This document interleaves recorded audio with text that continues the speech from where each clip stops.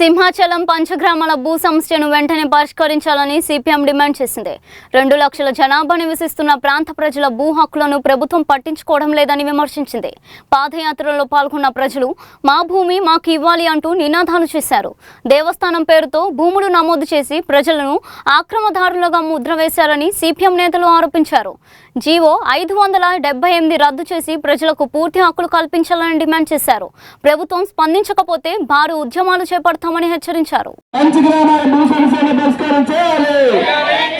పంచగ్రామాల భూ సమస్యల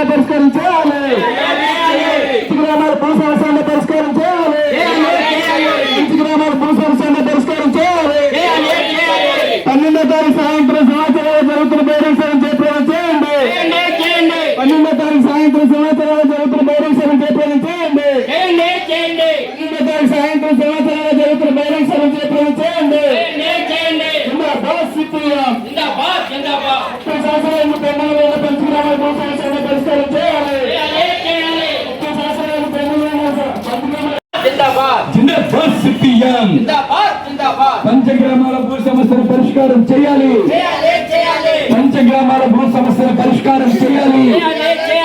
పంచగ్రామాల భూ సమస్య పరిష్కారానికే తరలిరండి. పంచగ్రామాల భూ సమస్య పరిష్కారానికే తరలిరండి. పంచగ్రామాల భూ సమస్యల తక్షణమే పరిష్కారం చేయాలి. పంచగ్రామాల భూ సమస్యల తక్షణమే పరిష్కారం చేయాలి.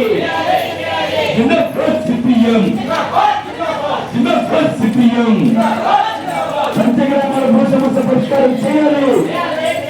పంచగ్రామాల భూ సమస్యల తక్షణమే పరిష్కారం చేయాలి.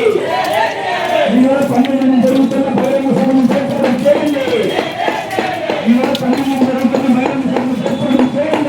ఇల్లు కట్టుకొని ఎవరు, బాగు చేసుకొని ఎవరు, అమ్ముకొని ఎవరు, ఏమీ చేయలేదు. ఇదంతా కూడా ఏంటంటే మనందరూ ఎక్కడో పాకిస్తాన్ వాళ్ళవి ఇక్కడికి వచ్చి ఈ ప్రాంతంలో నివసిస్తున్నట్లుగా ప్రభుత్వం భావిస్తున్న సంగతి మీ అందరికీ తెలుసు. ఈ దేవస్థానం విషయాల గురించి పెద్దగా చెప్పాల్సిన అవసరం లేదు. ఏ ఎలక్షన్ వచ్చినా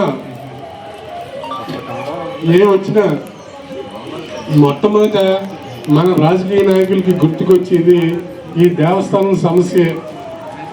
కానీ ఎవరు పరిష్కారం చేయట్లేదు. చేస్తామని చెప్పడం, ఓట్లు వేయించుకోవడం, తర్వాత మళ్ళీ దీని సంగతి మర్చిపోవడం వీళ్ళకి అలవాటుగా మారిపోయింది. మరి మనం ఎంతకాలం ఇలా బాధపడాలి? మళ్ళీ జీవీఎంసీ ఎలక్షన్లు వస్తున్నాయి. ఈ జీవీఎంసీ ఎలక్షన్స్లో మాకు ఓట్లు వేయండి, మేము దీన్ని పరిష్కారం చేస్తామని చెప్పేసి వీళ్ళందరూ రోడ్డు మీదకి వచ్చేస్తారు.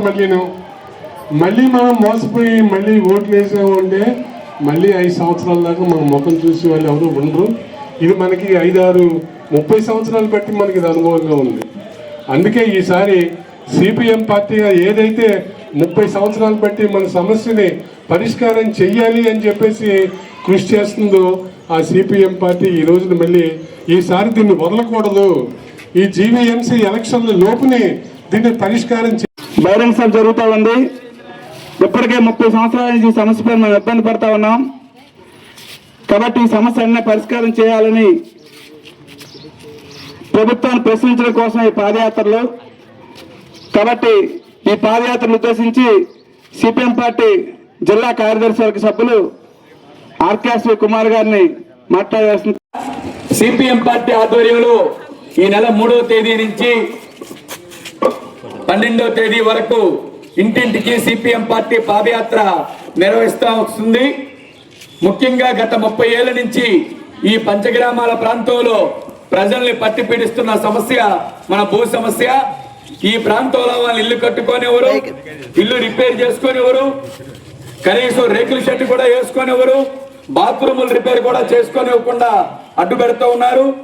మనకి ఆస్తి ఉందన్న పేరుకే కానీ పిల్లల చదువుల కోసం కానీ వాళ్ళ పెళ్లిళ్ళ కోసం కానీ అనారోగ్యం వస్తే బ్యాంకు లోన్ తీసుకోవడం కోసం కానీ ఏ విధంగా ఉపయోగపడకుండా మన ఆస్తుల్ని దేనికి ఉపయోగపెట్టకుండా మామూలుగా ఉంచుతున్న పరిస్థితి కనబడుతూ ఉంది. కాబట్టి ఈ పంచగ్రామాల భూ సమస్యకు పరిష్కారం చూపాలి అని చెప్పి మనం కోరుతూ ఉంటే అనేక ప్రభుత్వాలు మారుతూ ఉన్నాయి.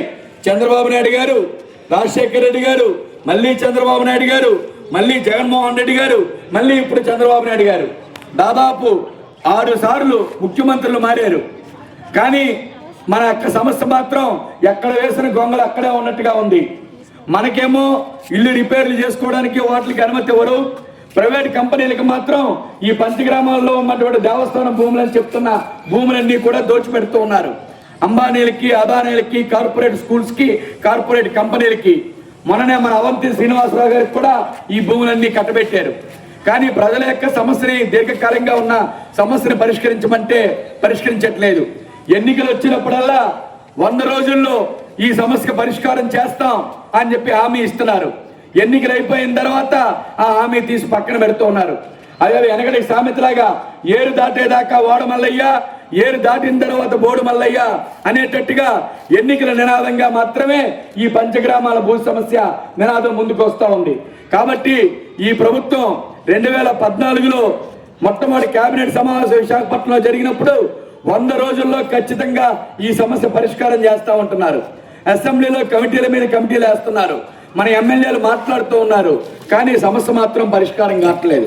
ఇది చాలా క్లియర్గా మన భూమి, మన హక్కు మీద కూడా ప్రభుత్వం పెత్తనం చేస్తూ వస్తుంది ఈ రోజున. కాబట్టి మా భూమి మీద మీ పెత్తనం చెల్లదు, మా భూముల మీద మాకు పూర్తి హక్కు కల్పించాలి అని ప్రభుత్వం మీద ఒత్తిడి తీసుకొని వచ్చి ఇంటి యజమానులుగా గుర్తించాలని, క్రయ విక్రయాలకు అనుమతులు మంజూరు చేయాలని, మరమ్మతులు చేసుకోవడానికి, అలాగే కన్స్ట్రక్షన్ చేసుకోవడానికి అనుమతులు మంజూరు చేయాలని కోరుతూ సిపిఎం పార్టీ ఈ పాదయాత్ర నిర్వహిస్తూ వస్తుంది. రేపు 12వ తారీఖు సాయంత్రం 4 గంటలకి సింహాచలం జంక్షన్ లో గొప్ప బహిరంగ సభని జరుగుతూ ఉంది. ఈ బహిరంగ సభకి సిపిఎం పార్టీ రాష్ట్ర కార్యదర్శి కామ్రేడ్ వి శ్రీనివాసరావు గారు హాజరవుతున్నారు. దీన్ని ఒక రాష్ట్ర వ్యాప్త సమస్యగా రాష్ట్ర ప్రజలందరికీ ఆకర్షించే విధంగా ఈ సమస్యను తీసుకొని వెళ్ళి ప్రభుత్వం మీద ఒత్తిడి తీసుకొని వచ్చి ప్రత్యక్ష కార్యాచరణకి ప్రజలందరినీ సమీకరించే విధంగా ఈ కార్యక్రమం రూపొందించుకోవడం జరిగింది. కావున 12వ తారీఖు సాయంత్రం జరిగే బహిరంగ సభకు వెంకటాపురం ప్రజానీకం అందరూ కూడా పెద్ద ఎత్తున తరలి వచ్చి తమ యొక్క నిరసనని తెలియజేయాలని చెప్పి కోరుతా ఉన్నాం. పౌరాఫీస్ ఎదురుగుండా రాధాకృష్ణ గారు అని చెప్పేసి అప్పట్లో చాలా పెద్ద బిల్డింగ్ కట్టాడు, మీ అందరికీ తెలుసు. అప్పట్లో ఈ ఏరియాలో అదే పెద్ద బిల్డింగ్ మెయిన్ రోడ్డు పక్కనే. దాన్ని శంకర్ రెడ్డి గారు కూలగొట్టాలి అని చెప్పేసి బుల్డోజర్లు కూడా తీసుకొచ్చి అక్కడ పెట్టిన విషయం మీకు జ్ఞాపకం ఉండే ఉంటుంది. అయితే పిల్లలకి జ్ఞాపకం తెలియకపోయినా పెద్దలందరికీ గుర్తుండే ఉంటుంది. అప్పుడు మనం సిపిఎం పార్టీ తరఫున మొత్తం మన పార్టీ అంతా అక్కడికి వచ్చి ఆ బుల్డోజర్లకి అడ్డం పడుకుని, నువ్వు అది కొట్టడానికి వీల్లేదు, అంత పెద్ద బిల్డింగ్ ఎలా కొడతావు, అది ఆయన స్థలంలో ఆయన కట్టుకున్నాడు అని మనందరం ఆ బిల్డింగ్ని ఆపగలిగాం. ఇప్పుడు ఈ రోజున అది కళ్యాణ మండపం కింద దేని కింద ఇప్పుడు దాని దాకా నడుస్తుంది. ఆ రోజున ఇక్కడ ఉన్న నాగరాజు గారు, వెంకటరెడ్డి గారు, అలాగే ఇంకా మన సంఘం సభ్యులు మేమందరం కూడా పాల్గొని ఆపడం జరిగింది.